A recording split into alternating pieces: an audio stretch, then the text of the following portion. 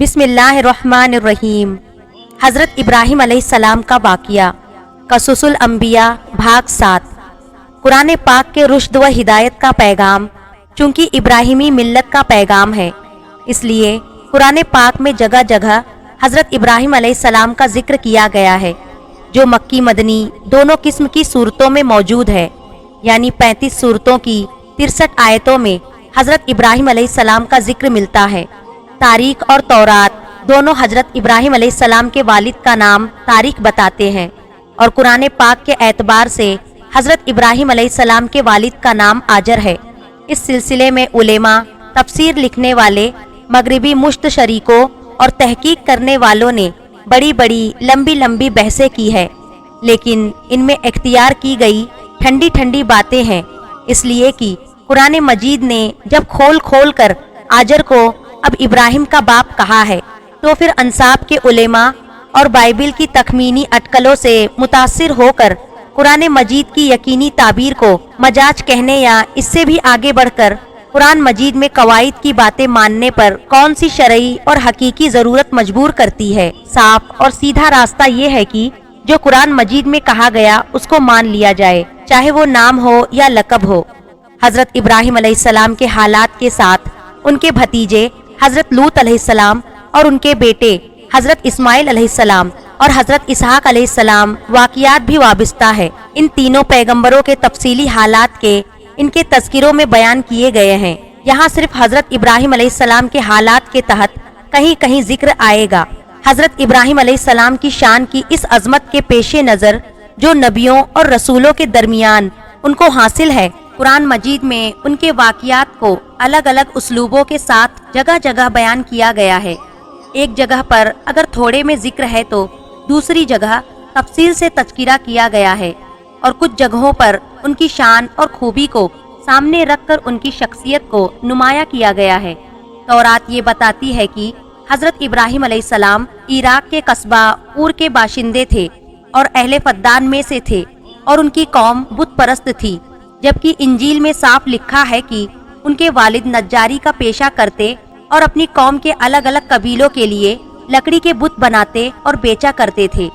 مگر حضرت ابراہیم علیہ السلام کو شروع ہی سے حق کی بصیرت اور رشد و ہدایت عطا فرمائی، اور وہ یہ یقین رکھتے تھے کہ بت نہ دیکھ سکتے ہیں، نہ سن سکتے ہیں، اور نہ کسی کی پکار کا جواب دے سکتے ہیں، اور نہ نفع و نقصان کا ان سے کوئی واسطہ ہے، اور نہ لکڑی کے کھلونوں اور دوسری بنی ہوئی چیزوں کے اور ان کے بیچ کوئی فرق اور امتیاز ہے۔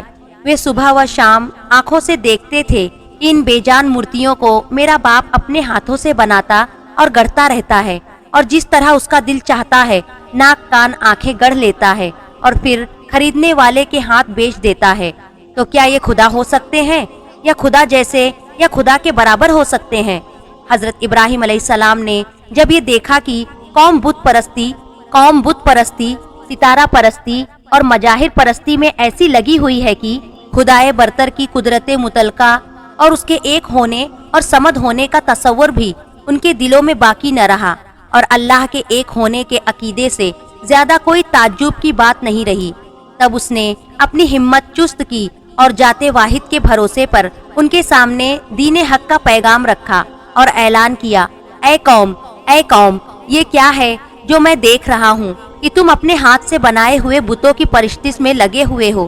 کیا تم اس قدر غفلت میں، خواب میں ہو کہ جس بے جان لکڑی کو اپنے ہتھیاروں سے گڑھ کر مورتیاں تیار کرتے ہو، اگر وہ مرضی کے مطابق نہ بنے تو ان کو توڑ کر دوسرے بنا لیتے ہو، بنا لینے کے بعد پھر انہی کو پوجنے اور نفع نقصان کا مالک سمجھنے لگتے ہو؟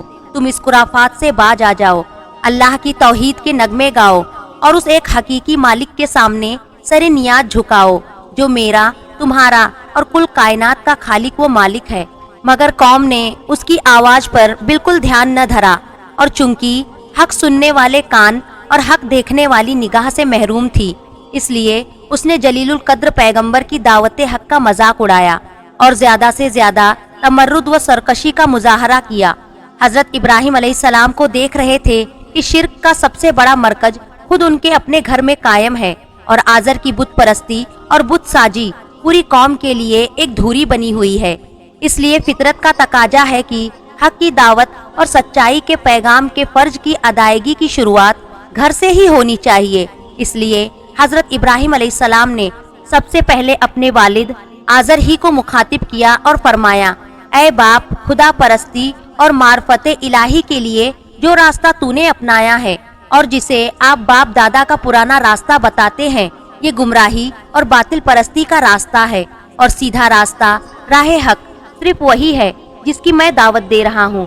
اے باپ، توحید کی نجات کا سر چشمہ ہے، نہ کہ تیرے ہاتھ کے بنائے گئے بتوں کی پوجا اور عبادت۔ اس راہ کو چھوڑ کر حق اور توحید کے راستے کو مضبوطی کے ساتھ اختیار کر، تاکہ تجھ کو اللہ کی رضا اور دنیا اور آخرت کی سعادت حاصل ہو۔ مگر افسوس، حضرت ابراہیم علیہ السلام کی نصیحتوں کا بالکل کوئی اثر نہیں ہوا، بلکہ حق قبول کرنے کے بجائے آزر نے بیٹے کو دھمکانا شروع کیا۔ کہنے لگا کہ ابراہیم، اگر تو بتوں کی برائی سے باز نہ آئے گا تو میں تجھ کو پتھر مار مار کر ہلاک کر دوں گا۔ حضرت ابراہیم علیہ السلام نے جب یہ دیکھا کہ معاملہ حد سے آگے بڑھ گیا، اور ایک طرف اگر باپ کے احترام کا مسئلہ ہے تو دوسری طرف فرض کی ادائیگی، حق کی حمایت اور اللہ کے حکم کی اطاعت کا سوال، تو انہوں نے سوچا اور آخر وہی کیا جو ایسے اونچے انسان اور اللہ کے ذلیل القدر پیغمبر کے شایان شان تھا۔ انہوں نے باپ کی سختی کا جواب سختی سے نہیں دیا، حقیر سمجھنے اور ذلیل کرنے کا رویہ نہیں برتا، بلکہ نہیں، لطف و کرم اور اچھے اخلاق کے ساتھ یہ جواب دیا، اے باپ، اگر میری بات کا یہی جواب ہے تو آج سے میرا تیرا سلام ہے۔ میں اللہ کے سچے دین اور اس کے پیغام حق کو نہیں چھوڑ سکتا، اور کسی حال میں بتوں کی پرستش نہیں کر سکتا۔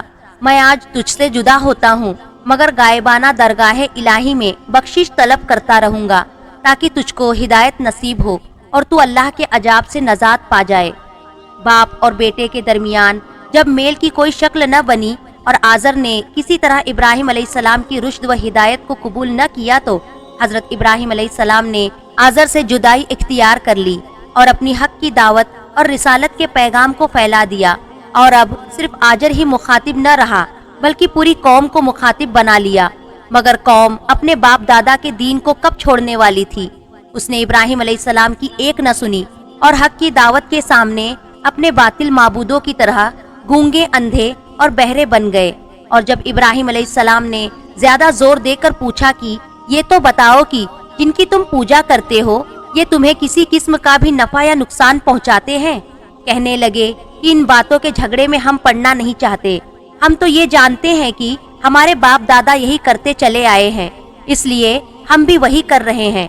تب حضرت ابراہیم علیہ السلام نے ایک خاص انداز سے ایک خدا کی ہستی کی طرف توجہ دلائی، فرمانے لگے، میں تو تمہارے ان سب بتوں کو اپنا دشمن جانتا ہوں، یعنی میں ان سے بے خوف و خطر ہو کر ان سے جنگ کا اعلان کرتا ہوں کہ اگر یہ میرا کچھ بگاڑ سکتے ہیں تو اپنی حسرت نکال لیں۔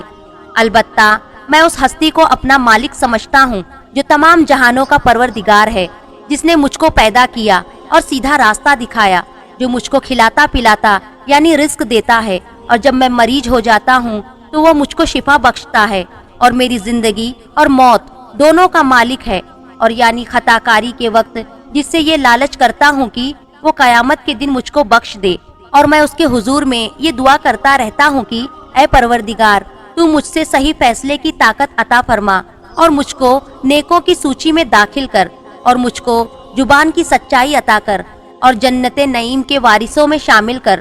مگر آزر اور آزر کی قوم کے دل کسی طرح حق قبول کرنے کے لیے نرم نہ ہوئے، اور ان کا انکار حد سے گزرتا ہی گیا۔ حضرت ابراہیم علیہ السلام کی قوم بت پرستی کے ساتھ ساتھ ستارہ پرستی بھی کرتی تھی، اور یہ عقیدہ تھا کہ انسانوں کی موت اور حیات، ان کی روزی، ان کا نفع نقصان، خشک سالی، قحط سالی، جیت اور کامیابی، اور ہار اور پستی، غرض دنیا کے تمام کارخانے کا نظم و نسق تارے اور ان کی حرکتوں کی تاثیر پر چل رہا ہے، اور یہ تاثیر ان کی ذاتی صفتوں میں سے ہے، اس لیے ان کی خوشنودی ضروری ہے، اور یہ ان کی پوجا کے بنا ممکن نہیں ہے۔ اس طرح حضرت ابراہیم علیہ السلام جس طرح ان کو ان کی سفلی جھوٹے معبودوں کی حقیقت کھول کر کے حق کے راستے کی طرف دعوت دی، اسی طرح ضروری سمجھا کہ ان کے جھوٹے باطل معبودوں کی بے ثباتی اور فنا کے منظر کو پیش کر کے اس حقیقت سے بھی آگاہ کر دے کہ तुम्हारा ये ख्याल बिल्कुल गलत है कि इन चमकते हुए सितारों, चांद और सूरज को खुदाई ताकत हासिल है। हरगिज नहीं, ये बेकार का ख्याल और बातिल अकीदा है। मगर ये बातिल परस्त जबकि अपने खुद के गड़े हुए बुतों से इतने डरे हुए थे कि उनको बुरा कहने वाले के लिए हर वक्त ये सोचते थे कि उनके गजब में आकर तबाह व बर्बाद हो जाएगा। तो ऐसे औहाम परस्तों के दिलों में बुलंद सितारों की पूजा के खिलाफ जज्बा पैदा करना कुछ आसान काम न था। इसलिए हजरत इब्राहिम अलैहिस्सलाम ने उनके दिमाग के मुनासिब एक अजीब और दिलचस्प तरीका बयान व अख्तियार किया। तारों भरी रात थी, एक सितारा खूब रोशन था। हजरत इब्राहिम अलैहिस्सलाम ने उसको देखकर फरमाया, मेरा रब ये है। इसलिए अगर सितारे को रब मान सकते हैं तो ये उनमें सबसे मुमताज और रोशन है। लेकिन जब वह अपने तयशुदा वक्त पर नजर से ओझल हो गया और उसको ये मजाल न हुई कि एक घड़ी और रहनुमाई करा सकता और कायनात के निजाम से हटकर अपने पूजने वालों के लिए जियारतगाह बना रहता, तब हजरत इब्राहिम अलैहिस्सलाम ने फरमाया, मैं छुप जाने वाले को पसंद नहीं करता। यानी जिस चीज पर मुझसे भी ज्यादा तब्दीलियों का असर पड़ता हो और जो जल्द जल्द इन असरात को कबूल कर लेता हो, वो मेरा माबूद क्यों हो सकता है। फिर निगाह उठाई तो देखा कि चांद आबो ताप के साथ सामने मौजूद है। उसको देखकर फरमाया, मेरा रब ये है। इसलिए ये खूब रोशन और अपनी ठंडी रोशनी से सारी दुनिया को नूर का गढ़ बनाए हुए है। बस अगर तारों को रब मानना ही है तो इसी को क्यों न बनाया जाए, क्योंकि यही इसका ज्यादा हकदार नजर आता है। फिर जब सुबह का वक्त होने लगा तो चांद के भी हल्के पड़ जाने और छुप जाने का वक्त आ पहुंचा, और जितना ही सूरज के उगने का वक्त होता गया, चांद का जिस्म देखने वालों की नजरों से ओझल होने लगा। तो ये देखकर हजरत इब्राहिम अलैहिस्सलाम ने एक ऐसा जुमला फरमाया जिससे चांद के रब होने की मनाही के साथ साथ एक अल्लाह की हस्ती की तरफ कौम की तवज्जो इस खामोशी से फेर दी कि कौम इसका एहसास न कर सके। और इस बातचीत का एक ही मकसद है, यानी सिर्फ एक अल्लाह पर ईमान, वो उनके दिलों में बगैर कस्द व इरादे के बैठ जाए। फरमाया, अगर मेरा सच्चा पालनहार मेरी रहनुमाई न करता तो मैं भी जरूर गुमराह कौम में से ही एक होता। बस इतना फरमाया और खामोश हो गए, इसलिए कि इस सिलसिले की अभी एक कड़ी और बाकी है और कौम के पास अभी मुकाबले के लिए एक हथियार मौजूद है। इसलिए इससे ज्यादा कहना मुनासिब नहीं था। तारों भरी रात खत्म हुई, चमकते सितारे और चांद सब नजरों से ओझल हो गए। क्यों? इसलिए कि अब आफताब आलम ताप का रुखे रोशन सामने आ रहा है। दिन निकल आया और वह पूरी आब व ताप से चमकने लगा। हजरत इब्राहिम अलैहिस्सलाम ने उसको देखकर फरमाया, ये है मेरा रब, क्योंकि ये तारों में सबसे बड़ा है और निजाम फलकी में इससे बड़ा सितारा हमारे सामने दूसरा नहीं है। लेकिन दिन भर चमकने और रोशन रहने और पूरी दुनिया को रोशन करने के बाद मुकर्रर वक्त पर उसने भी इराक की सरजमीन से पहलू बचाना शुरू कर दिया और अंधेरी रात धीरे धीरे सामने आने लगी। आखिरकार वो नजरों से गायब हो गया। तो अब वक्त आ पहुंचा कि इब्राहिम अलैहिस्सलाम असल हकीकत का ऐलान कर दे और कौम को लाजवाब बना दे कि उनके अकीदे के मुताबिक अगर इन तारों को रब और माबूद होने का दर्जा हासिल है तो इसकी क्या वजह है कि हमसे भी ज्यादा इनमें तब्दीलियां नुमायां है और ये जल्द जल्द उनके असरों के मुतासिर होते हैं। और अगर माबूद है तो इनमें चमक कर फिर डूब जाना क्यों है? जिस तरह चमकते नजर आते थे उसी तरह क्यों न चमकते रहे? छोटे सितारों की रोशनी को चांद ने क्यों मांद कर दिया और चांद के चमकते रुख को आफताब के नूर ने किस लिए बेनूर बना दिया? बस ऐ कौम, मैं इन शिर्क भरे अकीदों से बरी हूँ और शिर्क की जिंदगी से बेजार। बेशक मैंने अपना रुख सिर्फ उसी एक अल्लाह की ओर कर लिया है जो आसमानों और जमीन का पैदा करने वाला है। मैं हनीफ, एक अल्लाह की इताअत के लिए एकसू हूँ और मुशरिक, शिर्क करने वाला नहीं हूँ। अब कौम समझी कि ये क्या हुआ। इब्राहिम अलैहिस्सलाम ने हमारे तमाम हथियार बेकार और हमारी तमाम दलीलें पामाल करके रख दी। अब हम इब्राहिम अलैहिस्सलाम की इस मजबूत और खुली दलील को किस तरह रद्द करें और उसकी रोशन दलील का क्या जवाब दें? और उसकी रोशन दलील का क्या जवाब है? वे इसके लिए बिल्कुल बेबस और पस्त थे और जब कोई बस न चला तो कायल होने और हक की आवाज को कबूल कर लेने के बजाय हजरत इब्राहिम अलैहिस्सलाम से झगड़ने लगे और अपने झूठे माबूदों से डराने लगे कि वे तेरी तौहीन का तुझसे जरूर बदला लेंगे और तुझको इसकी सजा भुगतनी पड़ेगी। हजरत इब्राहिम अलैहिस्सलाम ने फरमाया, کیا تم مجھ سے جھگڑتے اور اپنے بتوں سے مجھ کو ڈراتے ہو؟ حالانکہ اللہ نے مجھ کو صحیح راستہ دکھا دیا ہے اور تمہارے پاس گمراہی کے سوا کچھ نہیں۔ مجھے تمہارے بتوں کی قطعی کوئی پرواہ نہیں، جو کچھ میرا رب چاہے گا وہی ہوگا۔ تمہارے بت کچھ نہیں کر سکتے۔ کیا تم کو ان باتوں سے کوئی نصیحت حاصل نہیں ہوتی؟ تم کو تو اللہ کی نافرمانی کرنے اور اس کے ساتھ بتوں کو شریک ٹھہرانے میں بھی کوئی ڈر نہیں ہوتا، جس کے لیے تمہارے پاس ایک دلیل بھی نہیں ہے، اور مجھ سے یہ امید رکھتے ہو کہ ایک اللہ کا ماننے والا اور دنیا کے امن کا ذمہ دار ہو کر میں تمہارے بتوں سے ڈر جاؤں گا۔ کاش کہ تم سمجھتے کہ فسادی کون ہے اور کون ہے صلح پسند اور امن پسند۔ صحیح امن کی زندگی اسی کو حاصل ہے جو ایک اللہ پر ایمان رکھتا اور شرک سے بیزار رہتا ہے اور وہی راستے پر ہے۔ بہرحال اللہ کی یہ شاندار حجت تھی جو اس نے حضرت ابراہیم علیہ السلام کی زبان سے بت پرستی کے خلاف ہدایت و تبلیغ کے بعد کواکب پرستی، تارا پرستی کے رد میں ظاہر فرمائی اور ان کی قوم کے مقابلے میں ان کو روشن اور کھلی دلیلوں سے سربلندی عطا فرمائی۔ انشاءاللہ قصص الانبیاء کا اگلا حصہ اگلی ویڈیو میں کیا جائے گا۔ آپ حضرات سے التجا ہے اسے زیادہ سے زیادہ شیئر کریں اور میرے چینل کو ضرور سبسکرائب کریں اور کمنٹ میں اللہ اکبر ضرور لکھیں۔